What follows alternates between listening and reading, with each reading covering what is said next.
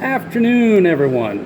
This is Nigel Kirkpatrick. Those that haven't been following my page, you might not know that on Facebook I have the page that's called The Voice of Brick. And here with me today we have The Voice of Brick. My good friend Marcus in Mauldin here. That's and right. I know everybody's all in awe. I am too, even though, I get to hang out with him. So just want to do kind of a short interview with him today, with my good brother here. And remind you guys that this coming weekend, Thursday evening, and then all day Friday. And then we have a little bit of surprise for you at the end of this, so watch the whole video so we can let you know the rest of it as well. But Thursday and Friday for sure. My man Brick here will be there to do a nice meet and greet for everybody. He's going to probably do some autographs, talk to some people, get to know some people, let a lot of people get to know him and know the real person behind the Slab King. And where's it going to be? This is going to be at the Durant GameStop here in Durant, Oklahoma. So that's right off, thank you. That's right off on University Place, actually. Here I am talking all about it, and I'm all excited. I'm not even thinking about, all the other stuff. So just going to kind of do some general questions for you guys, because I know a lot of this, but, a lot of you guys don't know some of this general tidbits of info about our friend Marcus here. So first and foremost, Marcus, where did you originally grow up? I grew up in Palestine, Texas.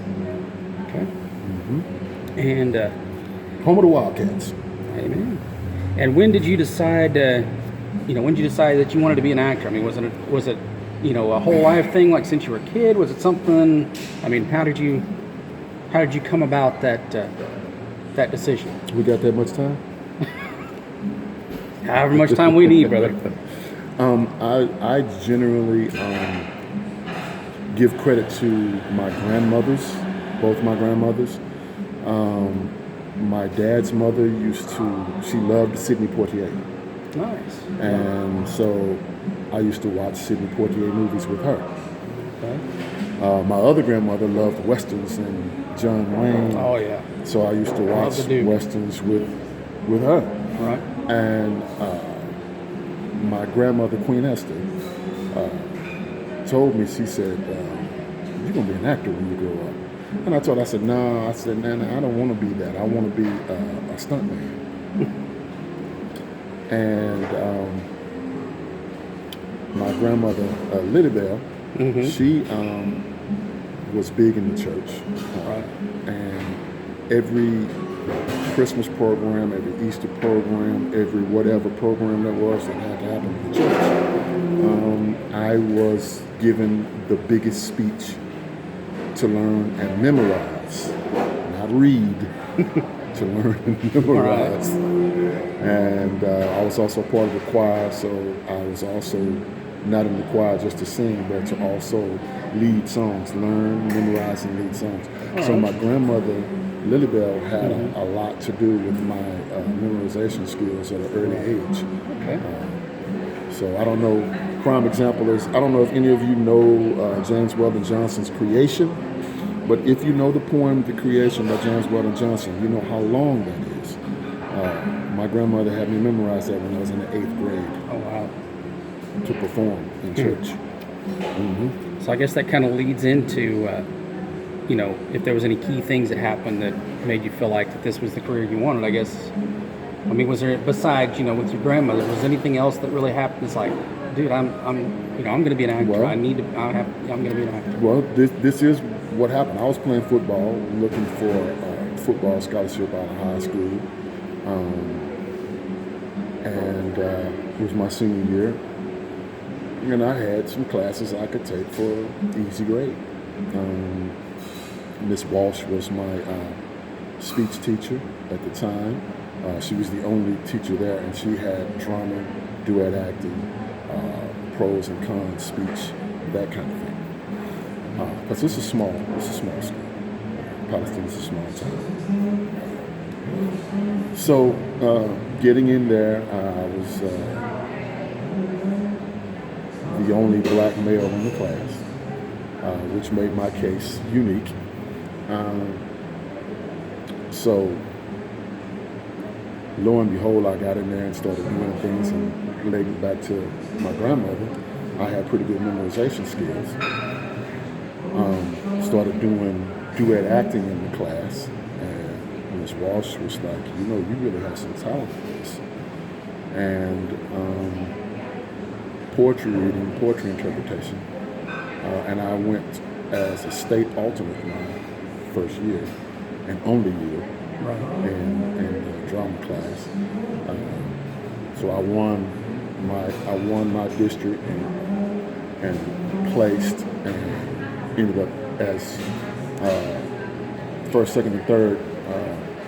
After regionals, first, second, and third went to state, and so I placed fourth in regionals. So I went as an alternate, but I didn't get to perform. So, but Miss Walsh didn't give up on me, and she kept telling me that I had talent and so on and so forth. And she kept saying, "Why do you want to play football when you can be an actor and you can be paid to play football as an actor?" And at the time, it wasn't. I mean, yeah, okay, that's cool, but I want to play ball. Right. Well, as it turned out, she pushed me to go on the college days and audition at 2 or 3 different colleges for their theater programs.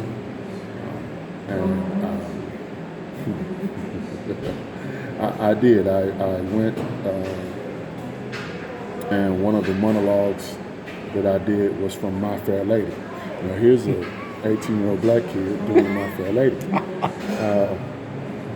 But she encouraged me to not stick with the stereotypical thing. So I did, My Fair Lady, and I did Shakespeare, of course. I did Julius Caesar. So I did Julius Caesar, Mark Antony's speech in Julius Caesar, and I did Professor of My Fair Lady. So I guess I was pretty good because I ended up getting 2 different scholarship offers to 2 different schools. Nice. For theater. And I did end up going to Sam Houston State University. Was in the theater program for a while, and I went on to the radio, television, and film aspect of it, and started doing radio because I was enjoying radio. So that's my path of how I got started. I ended up leaving that, going to work after graduating college and going to work for Budweiser. And my father he was happy that I was working, but he kept saying, "I know that there's something else that you should be doing." And so he made the arrangements. He did himself. He made a phone call to somebody on the city council in Fort Worth, Texas. Said, "Look, my son is an actor out of college, and so on and so forth, blah, blah, blah." I don't know all of what the conversation was, but I came home from work one day delivering beer, and my dad said, "Go upstairs and take a shower and get dressed, and you need to go down to this address and ask for Rudy Eastman, Jubilee Theater." And I said, "Huh?" And he said, "What did I just say? Go upstairs, get dressed, so you need to be down at this theater, Jubilee Theater, and ask for Rudy Eastman by whatever time it was, 7 o'clock, 7:30. So I did. And so I ended up doing my first professional theater performance with Jubilee Theater in Fort Worth, Texas, under the direction of Rudy Eastman. And that was just kind of the thing. That was like my father, I really credit to where I am and what I've done really to my entire family. My mother always backed whatever I was going to do. Like I said, both of my grandmothers were instrumental in, even though that may not have been what they were desiring to do, but they were instrumental in guiding me in that path. And then, like I said, my mom and dad, my dad was a football coach. So, I wanted to impress Dad playing ball. But then I found out much later Dad had always said he wanted to be an actor. I never knew that about him, about him, about anything about that. So it was, and I'll forget one of my fraternity brothers, and we were trying to impress some girls, and we took them to see Ain't Misbehaving. And that was prior to me going to that audition at Jubilee. I just knew that I was on the wrong side of the stage. I was in the audience and I should have been on the stage. With them. Yeah, so it kind of struck me. And I guess relaying that to my father, he turned right around and said, this is what we're going to do. And, he kind of started the ball rolling from that point. And between you and me, I never heard that story. So, I'm hearing it new too, just like you guys are. Yeah, I never told you that before. I appreciate that, brother. So, going back to, the acting and everything, about how many movies and shows do you think you've taken part in? Because I know there's been plenty of movies, but there's also been TV series that you've been a part of and everything. I think if you look me up on my IMDb page, Yep. I think I'm at 45 or 46 different television and film credit projects. Yeah. Awesome. And do you remember any particular ones of those? I mean, I'm sure there's plenty that you have to do to quote unquote prepare for each part that you play, but is there any particular ones that really stand out that you really had to prepare in a particular way for in order to kind of be in the character, in the part? Well, yeah. One I did is 6 years old now, Gallows Road, which I worked and played the younger brother. Which on a side note is one of my favorites. I worked with the great Ernie Hudson, Ghostbusters shout out. And Ernie Hudson is a fantabulous human being. So if you ever meet Ernie Hudson, just remember I said he's fantabulous. He's really a genuine type of human being, and you he's really gracious.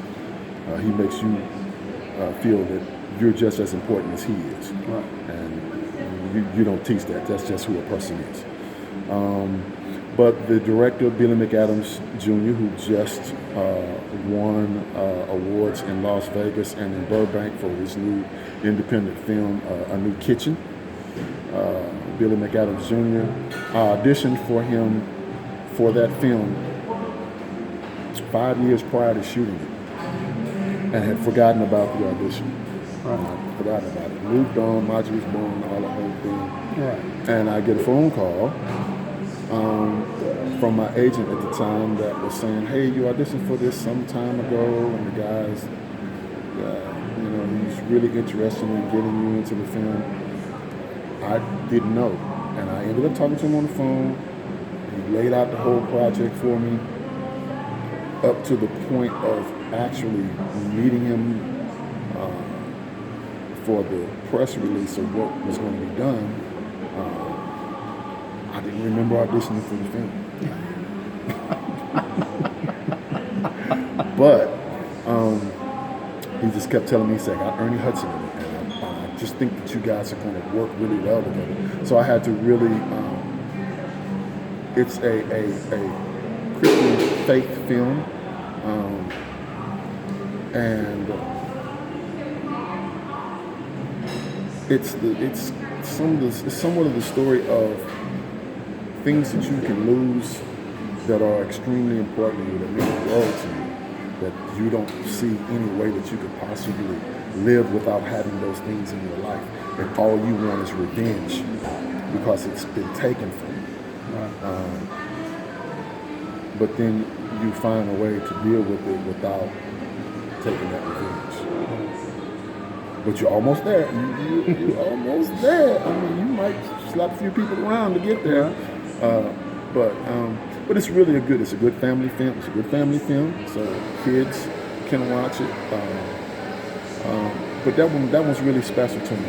I think one of the ones that I worked really hard at creating a character which is opposite of me is Sleeping in Plastic. Sleeping in Plastic is doing a world premiere in October at the Austin Film Festival. So to go to Austin in October for the Austin Fall Film Festival, Sleeping in Plastic. I play a bad guy in this one. I play a murderous, heathenous villain type. Yeah, I'm doing all kind of evil stuff. I carry a hammer. A hammer. There we go, a hammer. So if I knock, don't answer the door. Okay. But there are some I did Breaking Bad. I've done Prison Break. My family likes to point to Walker, Texas Ranger when I first started my career.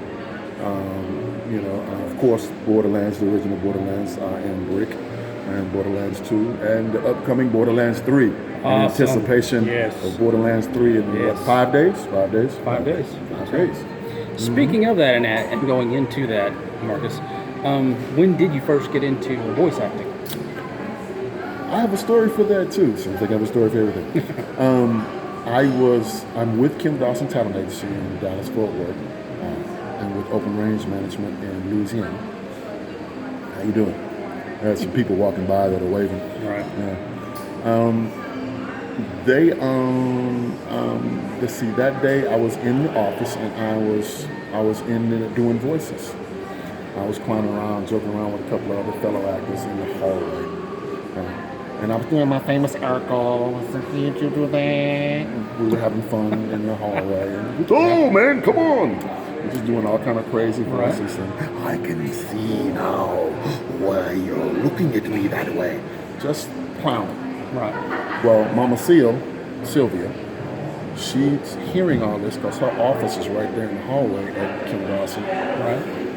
And she comes out and she says, "Marcus," and I thought I was in trouble because Mama Seal don't come out of her office. Right.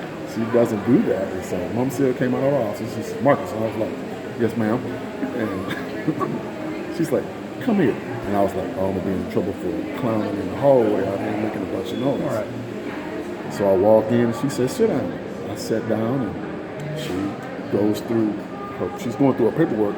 And I realized later what she was doing, she was looking to see where my name was on the voice actors list. And my name wasn't on there. So she promptly asked me, "Marcus, why aren't you on the voice actor list?" I said, "I don't know." That was my honest answer. I didn't even know at that particular time that we had a voice acting division for Kim Dawson. Right. And she says, "This is what I want you to do." And she starts writing, so she sends me to a particular studio and has me go to record about 30 seconds worth of audio on a demo reel, taking snippets of some things that she wanted me to record for commercial-wise, 40 seconds, somewhere in there, not quite a minute. So she could have it to kind of start sending out to promote me as a voice actor. So Mama Sylvia, who is now retired from Kim Dawson, but Mama Sylvia is the reason why I got into voice acting. She pulled me out the hallway and told me to stop clowning. And did you think that with it, I mean, did you think with that would be something that would take off? I mean, for like you said, you were clowning around to begin with, so did you really think that was going to be something that would take off for you? Well, yeah, I mean, now where I am now in my career, I'm like, I thought it would have exploded by now. Because, and I say that because when you're early in your career and people start comparing you to Morgan Freeman and James Earl Jones, your head gets kind of big. Right. And you're like, yeah, I'm the new James Earl Jones. I'm the new Morgan Freeman. Right. My stuff is going to be major. And then when the disappointments come in, when you audition, and things don't happen, right? You got to kind of take a step back and look at yourself. And then you get back in, and then people start comparing you to Ving Rhames. And you sound just like Ving Rhames. Yeah, you do sound.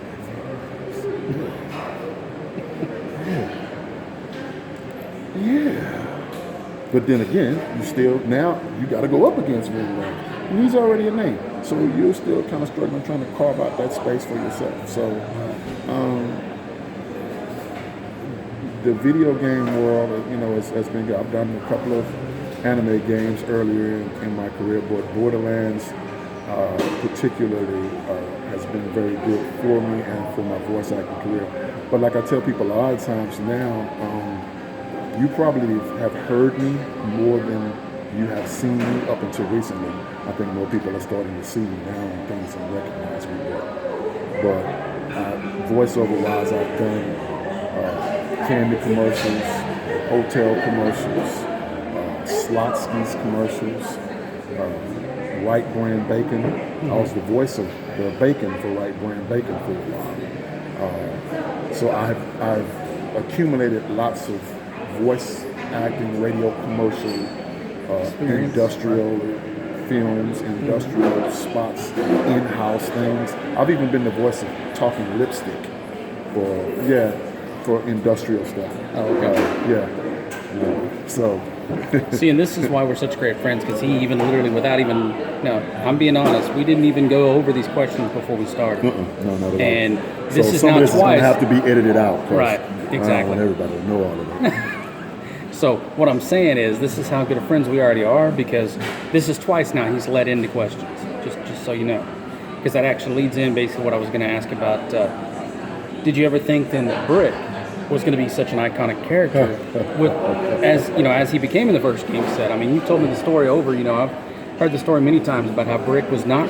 In case you guys didn't realize this, Brick was not supposed to be part of the game to begin with. Brick was not a part of the original concept not a part of the game. So did you really think after they added him in, that this was going to be he was going to take off and be such an awesome, that the Slab King himself was going to be such an awesome addition to this game? I hope so.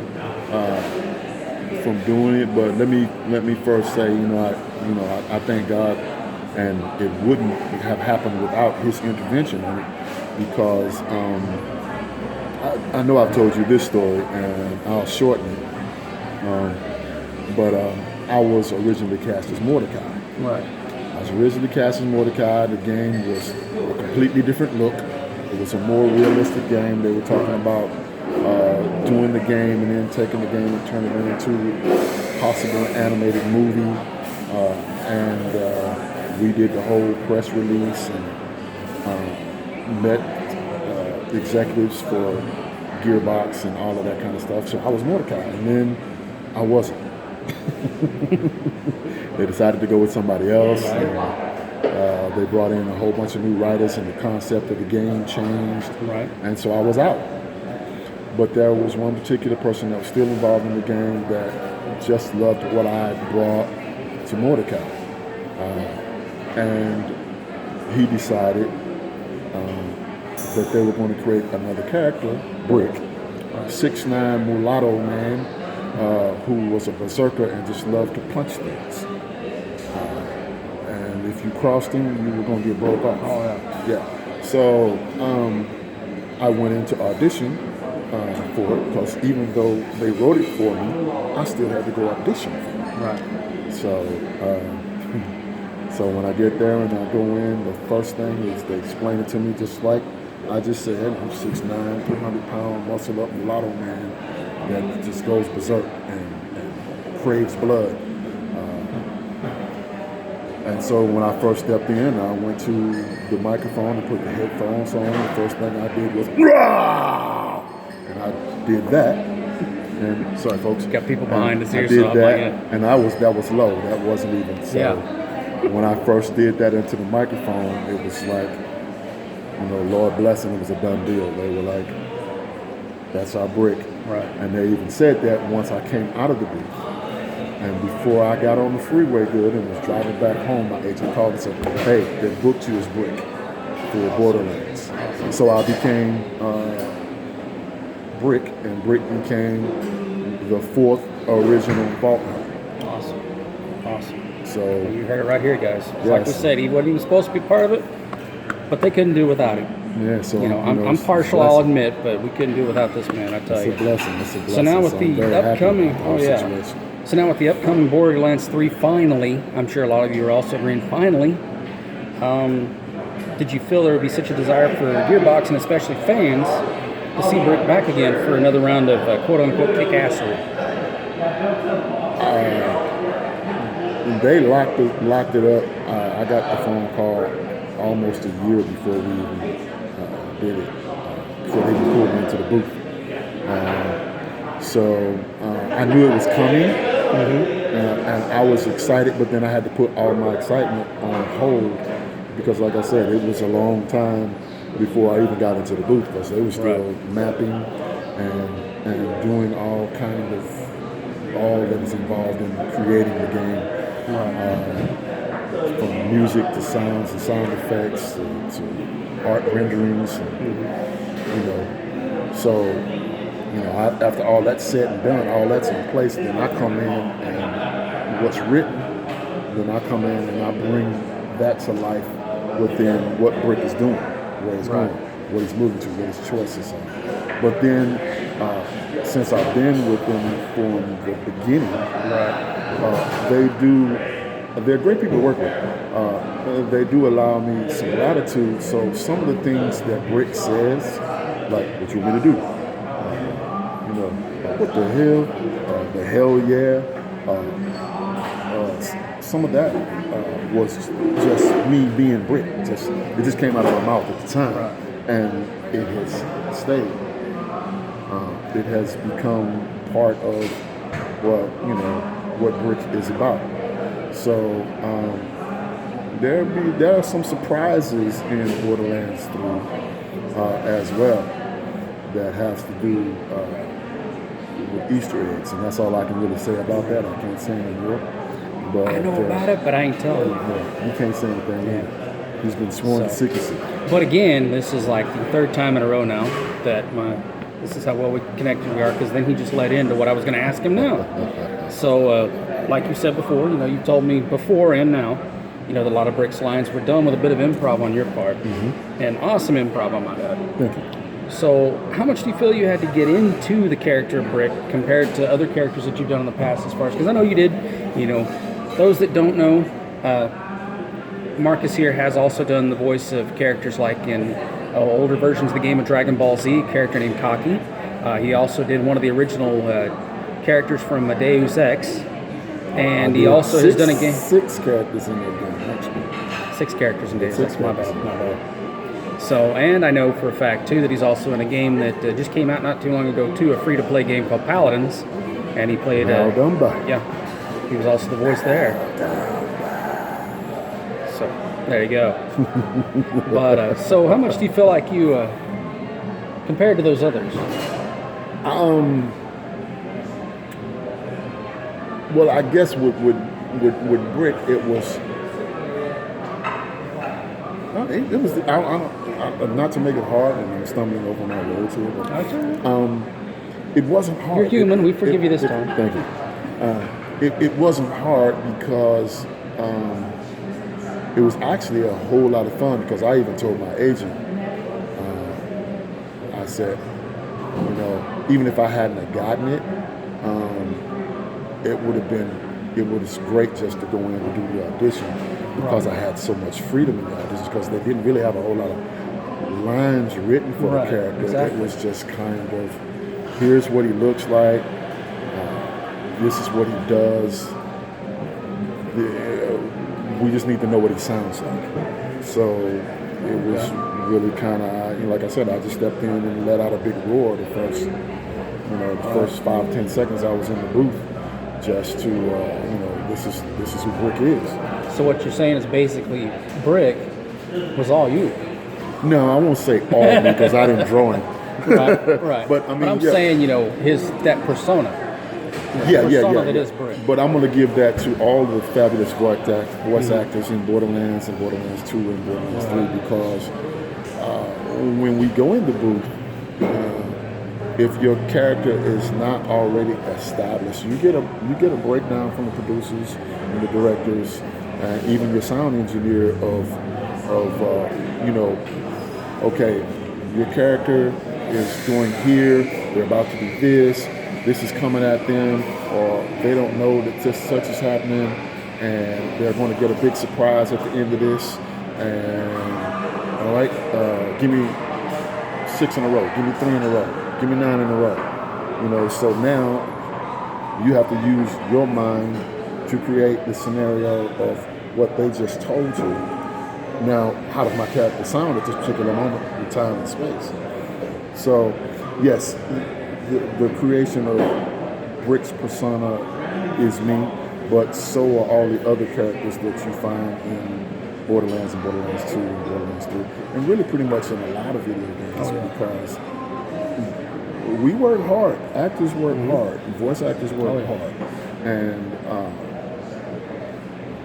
we appreciate when you appreciate the work, because sometimes it's a thankless business to a certain. It's definitely faceless, because a lot of times people relate the voice to whatever that character is, and that's what it is. But there are some very, very extremely talented actors that do voice work that you may never see in film or on television or even on stage, but they're extremely talented. I've just been blessed to be able to kind of float in between film and television and voice acting as well as live theater stage. With a few commercials sprinkled in here and there, and of course voice commercials. So for television, radio. So yeah.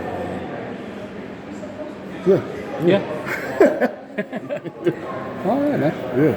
Well, again, guys, thank you for watching. I decided I'd kind of do this little interview thing. Technically, actually, it was his idea.